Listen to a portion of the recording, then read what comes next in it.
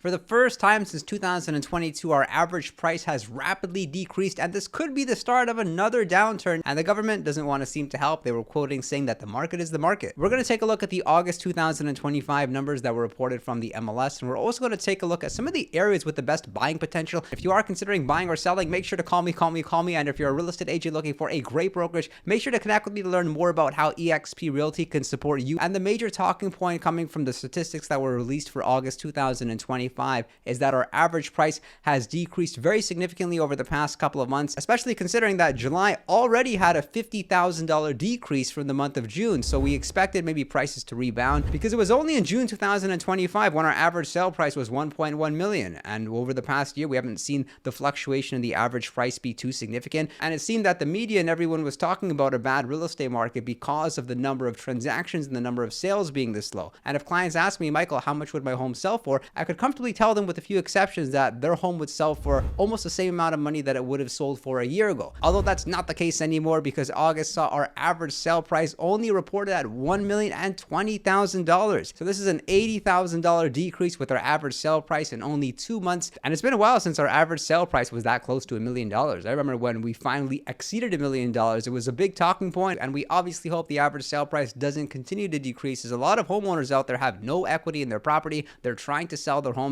and then as a result, a lot of these listings are coming up power of sale. And if we contrast where we are currently to the peak of the market back in 2022, the average sale price has decreased by 21%. Although if we account for inflation, because everything's more expensive now, and we punch these numbers into this inflation calculator, we can see that our average sale price has actually decreased by 26% from the peak in 2022. And something interesting is how the average sale price has decreased across the different property styles, as this has been changing throughout the year. Before it was condos, which were bringing down the average sale price. Then afterwards, it was townhouses. Now actually detached homes have decreased the most in value, coming down 7.2% year over year. Semi-detached homes are down 4.5%, townhomes down 3.6%, and condo apartments down 4.8%. And it's surprising to see the gap between townhomes and condos. Condo apartments selling for $642,000, townhomes $860,000. So hypothetically, a condo owner would only have to pay around $200,000 to $250,000 more for them to move to a townhome. The number of sales reported was slightly higher than August 2024 with just over 5,200 sales, but we can see here looking at this chart that the number of sales,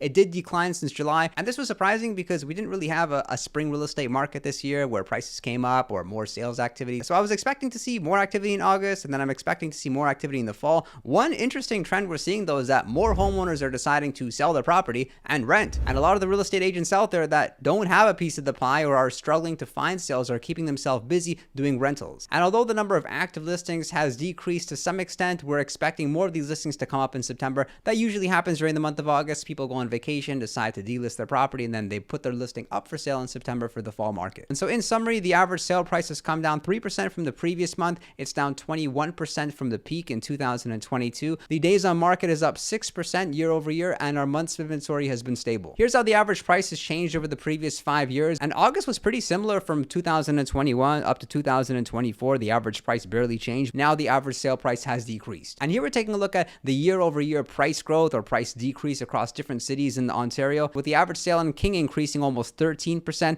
Caledon's up 10%, Uxbridge up 8%, Halton Hills has increased by 6%, Newmarket's down 2%, Ajax, Oakville, Pickering, Toronto, Mississauga, Vaughan, Brampton, they've all come down between 2 to 6%. Markham's having an especially bad year. For you homeowners in Markham, I really feel for you, with the average sale price coming down more than 7%. But also Markham has an extensive listing inventory right now with an abundance of listings at great deals. Aurora is down 9.4%, Milton down over 10%, Stouffville down 12.5%, and Richmond Hill down over 14% year over year. Remax has made their predictions for how the average price will change by the end of the year, and surprisingly they predicted that Toronto actually comes down 4%, and they have some cities which they have predicted do increase in value. For example, Thunder Bay up 9%, York Region up by 1.3%. And while most areas are selling between 95 to 98% of asking price, there's always going to be a few cities where listings are selling over asking price, and this could have happened for one of two reasons. One, it could be limited supply. The other reason could be that the seller opted for the pricing strategy where they're not transparent and they list their property far under market value. If you have any questions about the proper pricing strategy for your home, or you'd like to talk to a real estate agent who has 10 out of 10 customer service, make sure to call me. And if you're a real estate agent looking for a great brokerage, make sure to connect with me. I really appreciate your support and look forward to seeing you next time.